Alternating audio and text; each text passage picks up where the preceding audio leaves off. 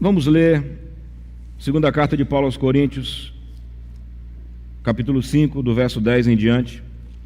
A Bíblia diz que bem-aventurado é o homem que teme ao Senhor e que faz o quê? Na sua lei. Medita de dia e de noite. Nós estamos há 3 domingos pregando no mesmo texto. Por quê? Porque esse texto, como eu disse a semana passada, ele é cheio de códigos espirituais, de doutrinas. E hoje, ele é cheio de ações.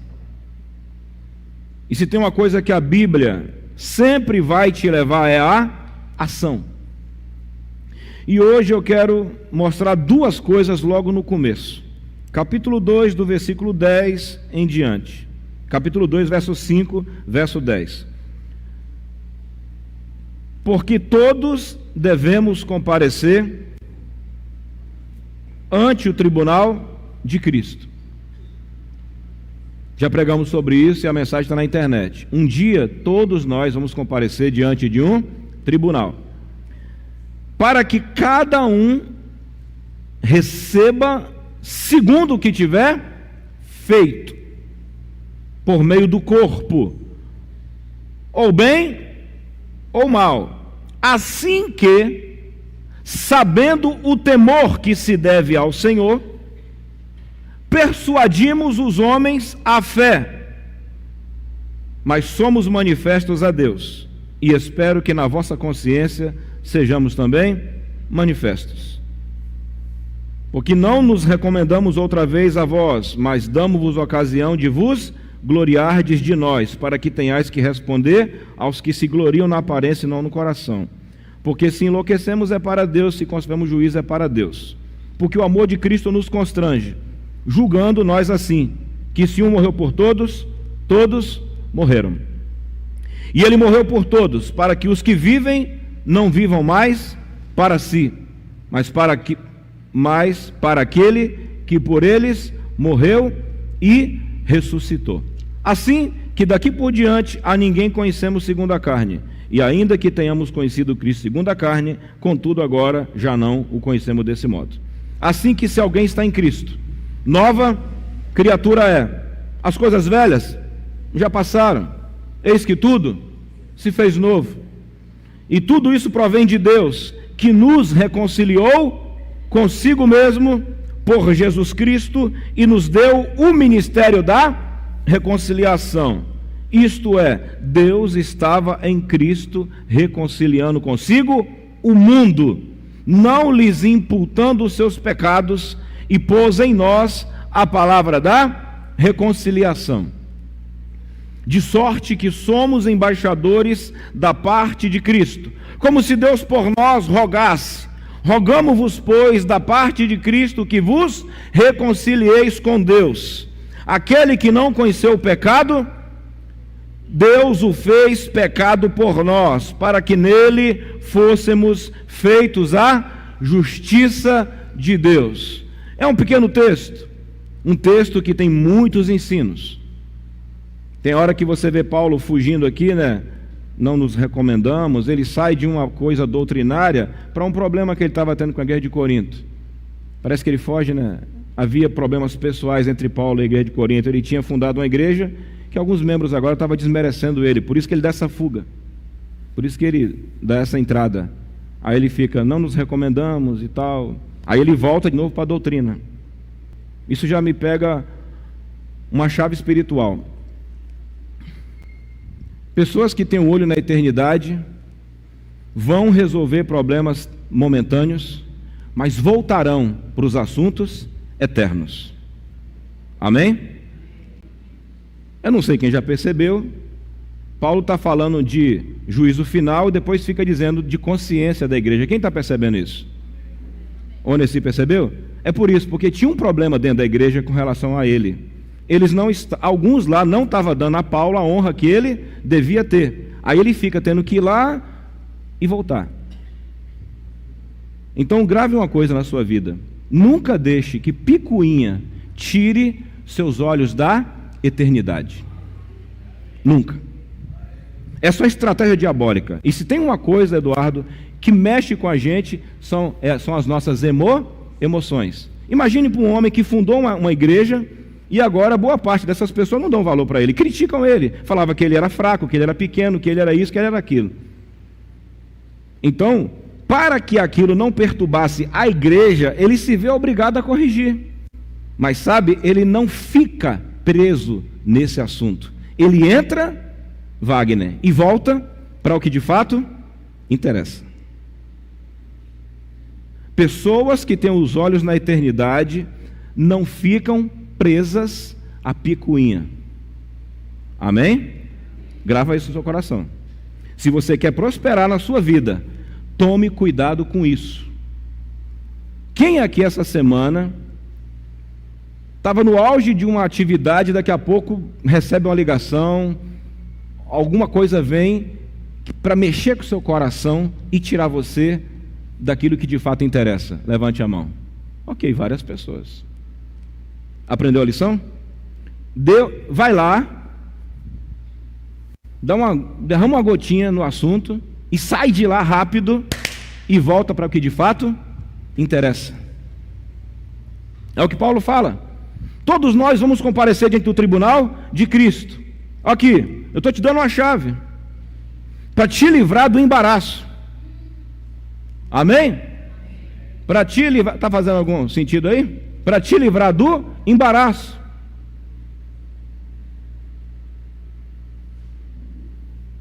Olha aqui.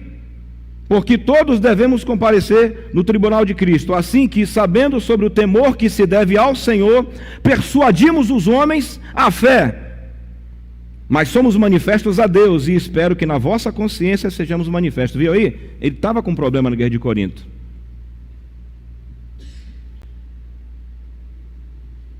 Perceba que ele está falando de coisas doutrinárias, e ele volta para questões pessoais. Se tem uma coisa que destrói o andamento de qualquer lugar, são problemas pessoais mal resolvidos.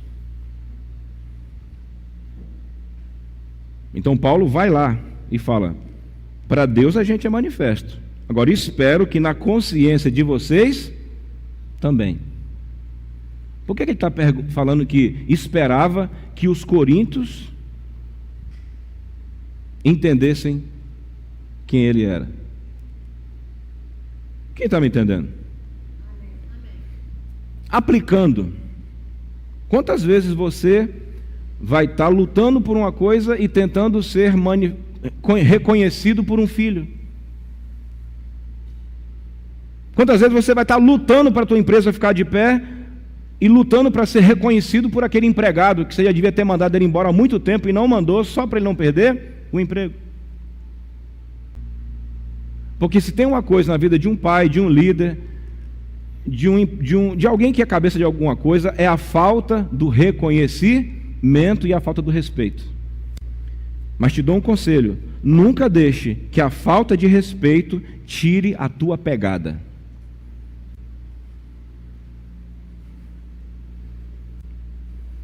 Amém? Nunca deixe que a falta de respeito e de reconhecimento pelo teu trabalho faça você ficar magoadinho e não faça o que você devia fazer. Alguém me entende? Quantos aqui querem ir para frente?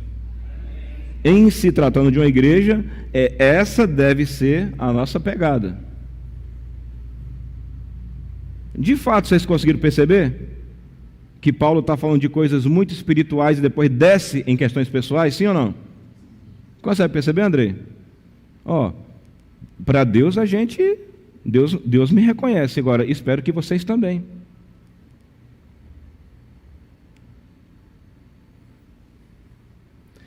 Aí ele vai lá,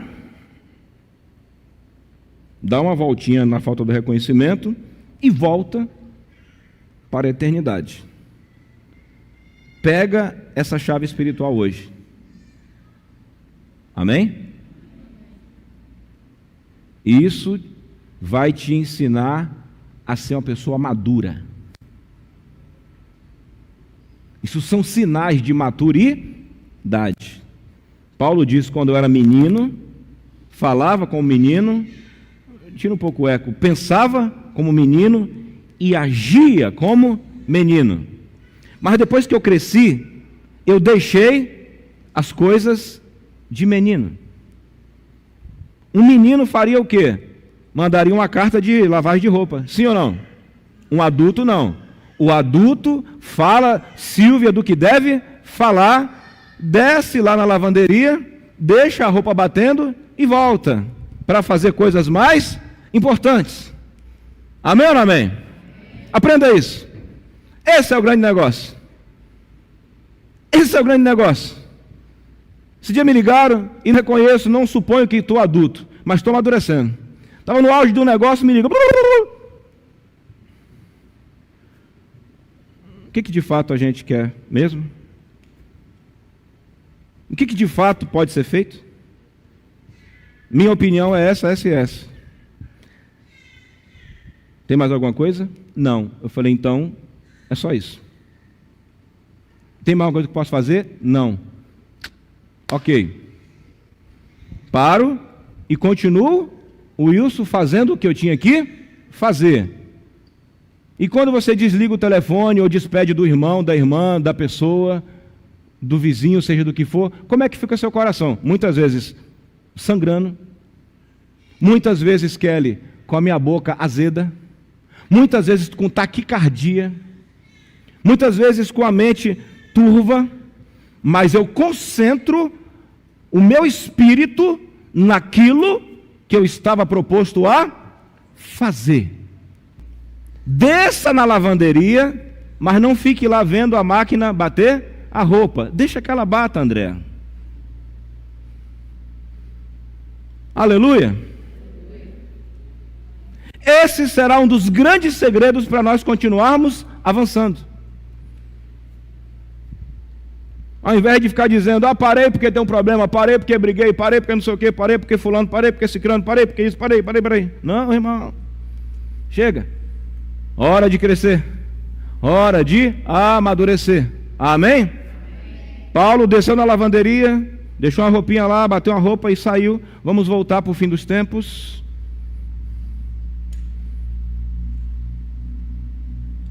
Mas isso é difícil. Para você que quiser, repita, eu consigo. Amém?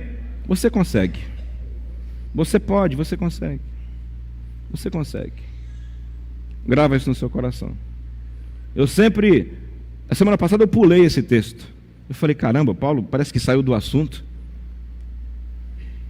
Aí hoje me veio a revelação. Não, Paulo não saiu do assunto. Paulo está lançando coisas muito profundas em um povo que não está respeitando ele. Então ele tem que ir lá e corrigir o desrespeito. Mas voltar para o que ele tinha que fazer. Amém, Júlia? Beleza? Então vamos voltar aqui. Porque todos devemos comparecer, vamos voltar, ante o tribunal de Cristo, para que cada um receba segundo o que tiver feito, por meio do corpo, ou para o bem ou para o mal. Vamos reforçar isso abrindo nossas Bíblias em Apocalipse. Todo dia que eu venho para a oração, eu leio o Apocalipse, que eu estou acabando de ler hoje, quase que eu acabei de ler o Apocalipse aqui. Eu fui para o último capítulo de Apocalipse. E gosto muito quando João fala, depois disso eu vi, depois disso eu vi, depois disso eu vi, depois disso eu vi. Irmão, nossa mente tem sempre que estar concentrada naquilo que vai acontecer. Ele até vê o cavalo preto, vê as pragas, mas depois disso ele vê. Ele até vê os demônios endemoniando a terra, mas depois ele vê Miguel vencendo os demônios. Ele até vê as pragas nas águas, mas depois ele vê o mar de cristal. Depois ele vê, aleluia. Depois disso eu vi. E que Deus nos dê graça para continuar vendo novas coisas. Ele até vê os flagelos, ele até vê as desgraças que vão acontecer, ele até vê algumas coisas que nós vamos até passar, mas depois ele vê. Ele vê. Depois ele vê. E é isso que nos torna pessoas com esperança. Amém? Amém. Capítulo 21 diz assim: e depois disso eu vi um novo céu e uma nova terra, porque já o primeiro céu e a primeira terra passaram, o mar já não existem. E eu, João, vi a santa cidade, a nova Jerusalém, que de Deus descia do céu, enfeitada como uma esposa ataviada para o seu marido. É para lá que estamos indo, é para esse tempo. E ouvi uma grande voz do céu que dizia: eis a morada de Deus com os homens. Um dia Deus virá morar conosco para sempre. Amém? Na escola bíblica a gente vai clarear isso. E eles serão o seu povo, e o mesmo Deus estará com eles e será o seu Deus. Uma das coisas que Adão perdeu foi essa morada. Um dia Deus descerá em um novo céu e uma nova terra. Não haverá o mar. Eu estava lendo aqui, o mar não existirá mais. E eu estava aqui lendo hoje e fiquei imaginando, o mar não vai ter, mas vai ter a terra. O mar não existirá. Mas em um novo céu e a nova terra que nós moraremos, Deus virá e morará conosco para sempre. Imagina, hein? Você vê Deus todo dia. Uau! E ele descer com os aparatos dele para cá. Uma coisa é você morar na casa do seu pai, outra coisa é seu pai falar, vim trazendo tudo, aí o pai traz tudo. Essa terra que vai ser renovada, refeita, um dia terá o seu dono, o seu rei de volta aqui. Glória a Deus. É para lá que estamos indo. É isso que acontecerá depois do julgamento. Depois ele limpará dos olhos toda lágrima. Ele vai enxugar dos olhos toda lágrima. E não haverá mais morte, nem pranto, nem choro, nem dor, porque as primeiras coisas são passadas. Quero declarar que o que você anda passando, o que eu ando passando, elas não são as últimas coisas, elas são só as primeiras. As últimas serão as melhores. Portanto, continue crescendo em meio às lutas, para que você esteja habilitado para as últimas coisas. Aleluia! Aí assim eu falei, Deus, se eu viver 20 anos a mais, vai ser pouco. E dentro de mim ficou claro, tudo que você faz aqui, treina você para o reinado. Se você aprender aqui, você será colocado sobre lugares na mão de Deus. Por isso que fala que ao que vencer, ele vai dar isso, ao que vencer. Já leu isso? Ao que vencer e ao que vencer, colocarei sobre o reinado, colocarei. Nosso diálogo vai mudar muito aqui por diante. Vai não, já mudou. Amém? Então olha aqui. E eis que estava assentado sobre o trono e disse, eis que eu faço novas todas as coisas. E disse, escreve, porque essas palavras são verdadeiras e fiéis. Coisas novas que serão feitas para as novas criaturas que somos nós. Às vezes você fala assim, para que eu sou uma nova criatura no mundo desgraçado? Porque um novo mundo está vindo ao nosso encontro. Uma nova terra para novas criaturas. Uma nova terra, um novo céu para novas pessoas. Nós estamos no decorrer de uma estrada, na junção de um quebra-cabeça. Por isso que primeiro ele faz novas pessoas. Leu em 2 Coríntios? Se alguém está em Cristo, é uma nova criatura. Novas criaturas estão indo em direção a novos céus e nova terra. Não vai ser os fantasminhas voando de roupa branca assim. Oi, tudo bem? Olá, Jefferson. Como é que vai voando por aí? Não, amigo, haverá uma terra, haverá um céu, haverá um governo. Agora, quem vai participar disso? Essas novas criaturas. Aleluia. E disse-me, mas está cumprido. Eu sou o alfa e o ômega, o princípio e o fim. E quem tiver sede, de graça lhe darei da fonte da água da vida. Quem vencer, herdará essas coisas. Como é que se vence? Obedecendo. Quem sabe que a obediência já é uma luta? Quem sabe disso? Além de mim e da Clarissa. Quem sabe que obedecer é uma luta? Olha, quando eu vou fazer, parece que o mundo inteiro está contra mim. Não, é toda a sua carne contra você e depois o demônio contra você. Mas se você vencer, você está caminhando em paz e esperança. Segundo, dia de domingo, dia de sexta, vamos fazer o culto na rua. Amigo, é tanto argumento que vem para não fazer. Na última hora falou assim, não faz nada. Só desmarca e não vai. Só desmarca. E pronto. Falei, não, a gente vai fazer nem que fique eu e o Júlio Samuel na porta. Acabou. Vim para cá, deitei, fiquei aqui esperando ele chegar, pegamos tudo, levamos. Meu irmão, foi uma benção. E o próximo culto será na porta do Dionísio. E já vendo a expansão mental, Júlio, não, lá vai ser bom, porque tem a casa dele, tem os prédios, tem as casas do prédio, tem o mercado, tem a padaria. O próximo vai ser lá, vamos avisar. Até por causa da faculdade que ele faz do dia. Quem vencer? Quem vencer?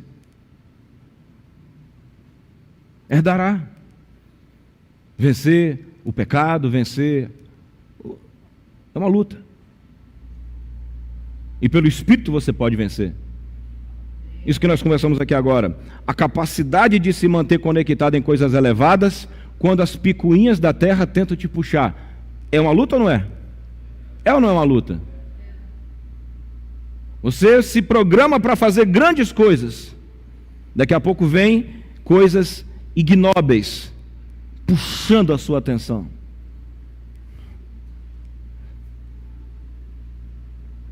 Essa é a grandeza do Evangelho.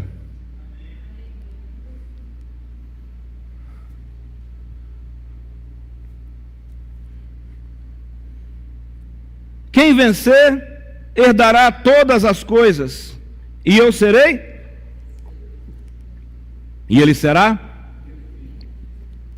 Ué, eu não sou ainda, pastor? Todos nós somos. Só que até aquele dia lá, é bom todo mundo ficar firme. No final de tudo é que vai sacramentar. É bom te levar isso a sério. Vamos parar com essa história de uma vez salvo, para sempre, eu posso aprontar o que eu quiser, e no final o mocinho sempre vence. Não, irmão, leve a sério a vida com Deus, igual você leva sempre o seu trabalho. Leve a sério sua vida com Deus, igual você leva a sério. Amém? Leve a sério. Quem vencer, herdará todas as coisas, e eu serei seu Deus, ele será meu filho. Mas quanto aos tímidos, aos idólatras, aos incrédulos, tímidos, incrédulos. Ai, pastor, sou tímido. Não, tímido que tem vergonha de falar de Deus. Tímido é aquela pessoa que não gosta de falar do seu pai.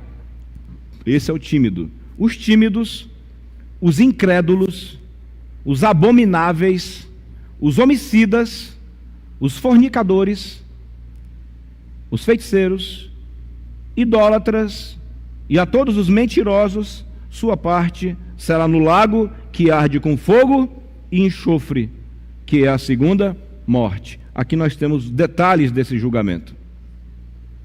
Os detalhes do julgamento.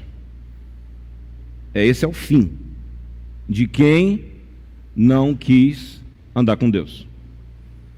De quem quis manter-se debaixo do jugo de Adão, rebelde contra o Senhor. E veio um dos 7 anjos que tinham as 7 taças cheias das últimas 7 pragas, e falou comigo dizendo: vem, mostrar-te-ei a esposa, a mulher do Cordeiro. Primeiro mostra aqueles que não vão entrar, mostra aqueles que vão ficar de fora. Mas depois ele mostra quem? A mulher do Cordeiro. Quem é a mulher do Cordeiro? É a igreja. A esposa do Cordeiro é a igreja. E levou-me em espírito a um grande e alto monte, e mostrou-me a grande cidade, a santa Jerusalém, que de Deus descia do céu. E tinha a glória de Deus. A sua luz era semelhante a uma pedra preciosíssima, como uma pedra de jaspe. E tinha um grande e alto muro com 12 portas, e nas portas 12 anjos, e nomes escritos sobre elas, que são o nome das 12 tribos de Israel. Da banda do levante tinha 3 portas, da banda do norte 3 portas, da banda do sul 3 portas, e da banda do poente 3 portas. E o muro da cidade tinha 12 fundamentos, e neles o nome dos 12 apóstolos do Cordeiro. Olha como que nossas ações repercutirão lá na frente. Nas portas dessa cidade vai ter o nome de Pedro. Nas portas da cidade vai ter o nome de Judas, não o traidor. Se você já se perguntou como é que vai ser o céu, aqui vai uma descrição. Imagine alguma coisa lá no céu com o teu nome. Imagine alguma coisa na eternidade que aconteceu por tua causa e levando o teu nome, tua assinatura. Amém? Ai, pastor, ouvindo isso começa a me dar um medo. Não, irmão, tem que te dar um temor. E um temor que te leva a se aproximar de Deus. E tinha versículo 15, e aquele que falava comigo tinha uma cana de ouro para medir a cidade, e suas portas e seus muros. E a cidade estava situada em quadrado. Versículo 15, e mediu o seu muro. Versículo 18, e a fábrica do seu muro era de jaspe, a cidade era de ouro puro, e semelhante a vidro puro, e os fundamentos do muro da cidade estavam enfeitados de pedras preciosas. E o primeiro fundamento era jaspe, e o segundo safira, o terceiro calcedônia, e o quarto esmeralda. Versículo, aí vai descendo explicando como era a cidade. E no verso 27 diz, versículo 25, e as suas portas não se fecharão de dia, e por ali não haverá a noite, nessa cidade, que vai descer. Repita comigo, uma cidade que vai descer. Tem gente preocupada, eu estou sabendo que está vindo um meteoro aí, tem um meteoro que está vindo, e se esse meteoro cair, vai acabar com um pedaço dos Estados Unidos, está vindo um meteoro aí que vai acabar. Pois é, tem muita coisa que vai vir mesmo. Agora, tem outra coisa que está vindo, a Nova Jerusalém. A cidade de Deus está vindo aí. Essa cidade vai descer, e vai ser um negócio, vai ser uma coisa mirabolante, hein? Uma cidade descendo do céu assim. Irmãos, olha para cá, uma nova cidade, Priscila, vai descer do céu. É para isso que trabalhamos. A igreja, Dudu, ela não trabalha só para melhorar pessoas, para arrumar famílias. A gente trabalha por algo muito mais eterno. Amém? Tem um bando de gente, até artistas, fazendo uma espécie de uma falsificação aí. Então um negócio meio... Tá engraçado, não tá? Tá um negócio meio misturado, né? E às vezes eles vivendo melhores do que crentes em alguns assuntos. Só que há uma coisa que eles nunca vão conseguir imitar. É isso aqui, essa missão. A missão de trazer o céu para a terra. Esse é o nosso papel. Isso ficou claro, irmãos? Esse é o fim. É para lá que estamos indo. Esse é o fim de tudo. E eu quero estar lá. Quem aqui deseja estar lá? Quem deseja ver isso acontecer?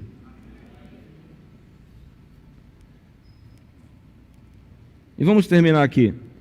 E as suas portas não se fecharão de dia, e ali não haverá noite. Então a Nova Jerusalém vai descer, e ela vai ficar aberta, e as nações vão visitar essa Nova Jerusalém de dia e de noite. Haverá uma luz que não é a luz do sol, é a própria luz de Deus irradiando essa cidade.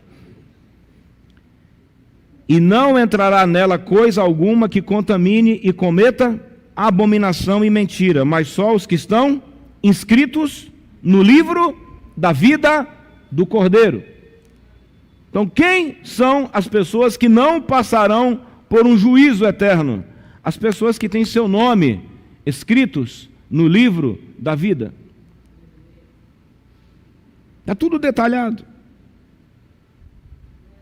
E mostrou-me um rio puro da água da vida, claro como cristal, que procedia do trono de Deus e do Cordeiro. E no meio da sua praça e da outra banda do rio estava uma árvore da vida, que produz 12 frutos, dando o seu fruto de mês em mês, e as folhas da árvore são para saúde das nações. Haverá um dia, no reinado milenar, que as nações serão curadas pela cidade de Deus.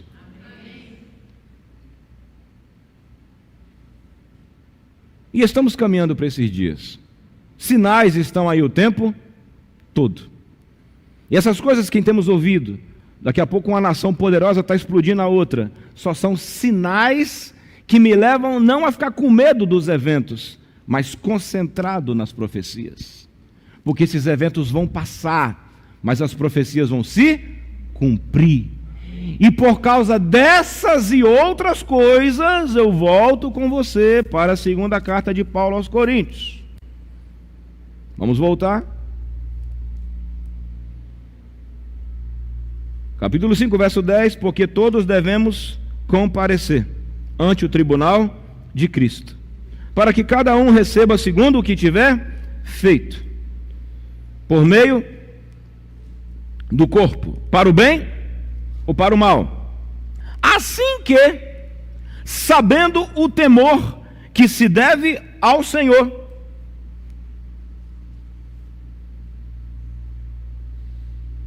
isso tudo que eu te falei aqui gera temor, sim ou não? Num tempo, Sidilene, de tanta aprovação automática, num tempo que você não pode mais constranger ninguém, dizer assim, ó, seu pé está sujo, ele quer te processar. No tempo que, se a criança não estudar e perder, o professor está sendo obrigado a passar, porque senão vai constranger. Num tempo de gente tão constrangida, eu fico imaginando isso aqui, vai ficar de fora, você que mentiu, você que roubou, você que fornicou, você que não se arrependeu, vai ficar de fora, acabou. E eu quero ver se vai chamar a mãe para bater em Deus, como algumas mães chamam. Se o filho não passar na prova, a mãe vem bater no professor. Eu quero ver se vai bater em Deus. Eu quero ver a quem vão chamar nesse dia para poder querer fazer alguma coisa. Isso não te dá temor, não? Porque a mim dá. Tem hora que eu dou uma cochilada na parte da tarde, e quando eu acordo eu falo, acordei de novo. Eu podia ter morrido. Tem hora que eu estou dirigindo o carro, mano, e eu vou e volto, eu falo, caramba, eu fui e voltei. Meu coração podia ter parado. Por isso que a Bíblia fala, para de dizer, vou fazer, vou acontecer. Diga, se Deus quiser. E sabendo que quando parar, é bom que você tenha se acertado com Deus, criado relação com Ele, justificado por Ele, para que esse momento não te pegue de surpresa. E isso nos gera temor.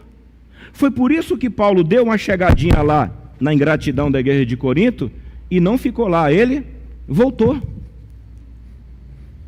Ele voltou. Quer ser ingrato? É com você mesmo. Mas deixa eu voltar para o que de fato interessa. E ele voltou para fazer uma coisa, e essa eu tenho absoluta certeza que Deus quer para nós, assim que, sabendo o temor que se deve ao Senhor, persuadimos os homens à fé. Qual deve ser o grande impulsionador da pregação do Evangelho? Saber que o fim está vindo. Vamos repetir isso? Assim sabendo, ou seja, que haverá um julgamento. O que vai me levar a falar de Deus num balcão de uma loja? O que o fim está chegando. O que me levará a pregar para uma pessoa? Não é que nós vamos abrir 20 Emanuéis, 20 MCE Church. É saber que essa pessoa está a um pé do julgamento. Eu estava em algum lugar essa semana, na lavagem de carro, fui levar meu carro para lavar no lugar que Samuel leva, levei a Kombi, no meio do caminho começou uma conversa, e a pessoa disse, olha, quando for assim, você chama meu filho para ir lá, que não sei o que bababá. Eu falei, sabe, e a conversa estava meio light, estava aquela descontraída, que não sei o que, de encontro com Deus, que blá, não sei o que. Aí eu falei, sabe por que nós temos que adiantar logo? Que o fim está chegando. Aí eu falei, olha, Israel já recebeu umas bombas aí do Irã. A Rússia já falou que se os Estados Unidos atacar, ela também vai atacar. E nós estamos indo para o fim, irmã. Então nós temos que adiantar logo esse negócio. Rapaz, o clima no lugar mudou. Samuel viu. Os rostos já ficou diferente, o negócio ficou sério. Persuadindo os homens à fé. Mas eu sou muito novinho. Silvia, lá nos plantões que você faz, alguma jovem morre? Chega algum adolescente, morre? Algum adolescente? Pouco morre. Você para com essa história que eu sou jovem. A história não é se você é jovem, se você é velho. A história é se você está pronto para enfrentar a eternidade. Se você se arrepende, seu nome é escrito no livro do Cordeiro. O Cordeiro tem um livro. E é isso que deve nos impulsionar a falar de Deus. Quando eu pensei, Fatinha, em ser light... Ah, e outra coisa, para eu não perder, receba essa profecia.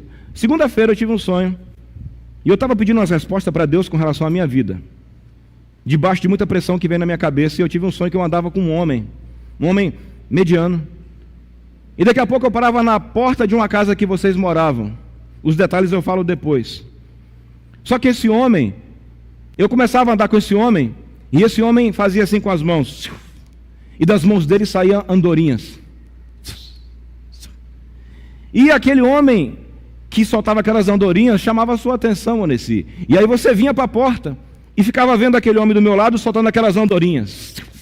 Ele fazia assim, as andorinhas saíam. Aí daqui a pouco a Fátima vinha também. Aí a Fátima pegava, tomava coragem e fazia assim com a mão, e da sua mão, Fátima, começavam a sair andorinhas. E daqui a pouco ficavam andorinhas indo e vindo. E eu nem ia vir na oração naquele dia. E eu vim para a oração.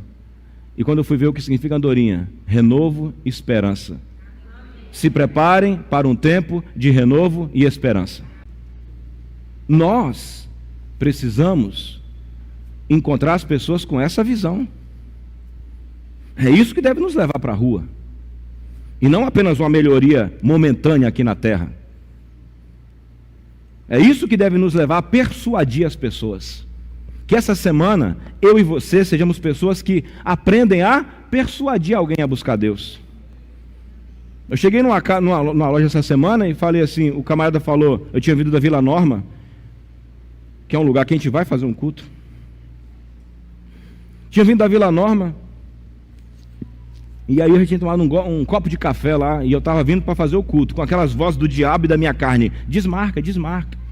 Aí eu parei num lugar para comprar um negócio, o cara falou, quer café? Eu falei, não quero café não, mano, eu quero ir logo lá buscar uns instrumentos para levar para a rua.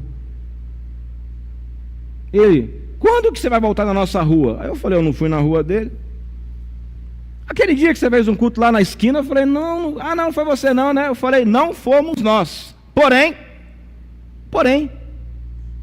quando que nós podemos fazer o culto?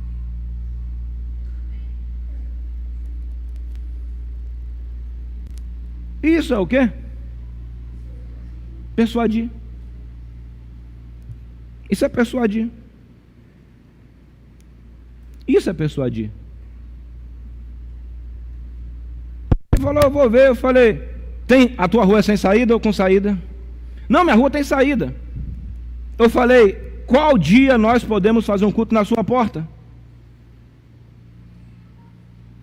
Ele falou, vou falar com minha esposa. Onde é que vai ser o culto hoje? Eu falei, na rua Procópio. Ele, vou marcar aqui para ver se eu vou lá com ela. Depois eu vou voltar de novo. Já falou com sua esposa, podemos fazer o culto que dia lá na sua porta? Sabe por quê? Por causa do temor ao Senhor. Talvez o nosso encontro com algumas pessoas seja nosso último encontro. Às vezes o último encontro dela com você, ou seu com ela. É isso que deve nos levar a persuadir as pessoas a crerem em Deus. E eu já encerro dizendo, as pessoas, na sua maioria, não creem em Deus, elas creem no diabo, elas creem no sistema maligno. E nós temos que construir uma persuasão. E nós não temos que persuadir as pessoas a virem para a nossa igreja. Nós temos que persuadir as pessoas à fé. E é por isso que primeiro você tem que ter fé em Deus. Você deve saber ensinar uma pessoa a crer em Deus igual você crê. Você deve insistir com aquela pessoa. Alguém pode pegar aí o significado da palavra persuadir para a gente encerrar? Tenho 3 minutos para terminar essa mensagem. Essa semana será uma semana de persuasão. Eu fui num lugar essa semana que eu fiquei com ira, eu fiquei irado. Deu tristeza. Lixo de um lado, sujeira do outro. E eu falei, Deus, toda essa decadência, por quê? Toda essa decadência para quê? Porque quando você procura entender, não há um motivo lógico, pelos quais as pessoas se destroem e destroem as outras. E aquilo ficou me incomodando. Mas quando estávamos na porta da sua casa pregando sobre o filho pródigo que tinha um pai rico e que voltou para casa e que foi abençoado, aquela voz lá dentro disse assim, pega essa mensagem e prega lá para eles. Dá essa esperança para eles. E viva essa esperança, mostre que teu pai é rico, se comporte como rico, se comporte como próspero, e mostre para eles e para muitos que não é necessário ter esta vida decadente. Acabou, pronto. Amém? E primeiro dissemos para a igreja, nós temos um pai, e que Cristo mostra bem claramente, tem uma fazenda, o pai tinha uma fazenda, e uma fazenda, e uma fazenda, e uma fazenda, e nessa fazenda tinha empregados, amém? O que significa a palavra persuadir? Está funcionando no Google aí? Você está trabalhando para persuadir alguém? Quem aqui trabalha com venda? Você tem que usar persuasão, sim ou não? Tem, Eduardo? Tem ou não tem? Quem aqui já ouviu alguém dizer assim, não quero? Mas depois você criou um meio de persuasão que a pessoa quis e ainda comprou mais do que queria. Eu pergunto, será que uma mercadoria minha tem menos valor do que a eternidade dos outros? Mas se eu não persuadisse ele, nada ia acontecer. E se nós também não persuadimos as pessoas, nada vai acontecer. O diabo está persuadindo as pessoas para segui-lo? As drogas estão persuadindo as pessoas para usar droga? A prostituição está persuadindo para o cara prostituir? O adultério está persuadindo? Por que o mundo anda persuadindo e nós dizemos, deixa acontecer naturalmente? A evangelização não vai acontecer naturalmente, meu irmão. E eu tenho que discordar de São Francisco de Assis, que disse, viva o evangelho e, se possível e se necessário, use palavra. Não, meu irmão, você tem que usar a palavra sim. Sim. Porque alguém vai ver você vivendo uma vida elevada, e se você não insistir com ela, ela vai dizer, mas isso é para você, isso é porque você, isso é por causa de você. Nós temos que usar a persuasão para levar a pessoa à fé. Eu passei 2 anos persuadindo um rapaz na Bahia, 2 anos, e boa parte desses estão na igreja até hoje. Um deles é o Genivaldo, casado com a Elane, com um filho na igreja, casado, abençoado. Resultado daquela persuasão. Persuada as pessoas a crer em Deus, por favor. Persuadir significa a capacidade de convencer, a capacidade de influenciar. Persuasão é a certeza adquirida pela demonstração. Vamos dizer para o viciado que ele não precisa usar droga? Através das nossas palavras e nossa alegria. Vamos dizer para o viciado que ele não precisa usar droga, através das nossas palavras e do nosso equilíbrio emocional. Vamos dizer para um bandido que ele não precisa roubar ninguém, porque nós temos um pai rico e que nos abençoa, e ele olha para a nossa vida e vê a bênção em nossa vida. Aquele que roubava, não roube mais, antes trabalhe para que tenha como ajudar o necessitado. É isso, está na Bíblia. Persuada as pessoas. Vamos persuadir que não é necessário destruir a família de ninguém, que se você andar com Deus, Deus pode te dar a sua, e Ele olha para a sua. Persuadir pessoas com palavras e com ações. Persuada as pessoas a crerem no Deus que você está crendo. Persuada as pessoas, insista, crie um jeito. Acabou o culto dia de sábado, domingo, sexta, chamamos lá, eu falei, isso aqui é fulano, isso aqui é Beltrano. Liguei aqui no dia que eu conversei com o Júlio e com o Dionísio. Liguei, daquele dia que vocês foram embora, liguei para 5 pastores. 5 pastores. O que você faz para ganhar homem na sua igreja? Para 5. Recebi resposta dos 5. 4 pastores e um presbítero. São as mais variadas formas. E vamos usar todas as formas. Com um único objetivo: persuadir pessoas a ter fé. Jesus é a mulher samaritana, ele persuadiu a mulher. Quem foi que você persuadiu essa semana? A eternidade das pessoas deve ser um fator de persuasão. Você sabe que se morrer você está com o teu nome lá, e o outro lá, que está brincando de tiroteio. Será que ele sabe disso? Que as nossas saídas na rua sejam para isso. Persuadir pessoas à fé. a fé nesse Deus maravilhoso, a fé nesse Pai bendito, a fé nesse Pai que quando o filho pródigo volta, perdoa, dá as roupas, dá sandália, dá anel, dá tudo de volta.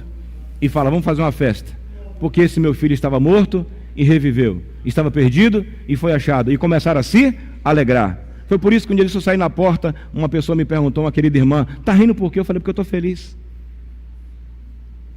Ué, mas está feliz por quê? Eu falei, porque eu descobri que eu não era infeliz, eu era frustrado. E Deus tem me feito vencer as minhas frustrações.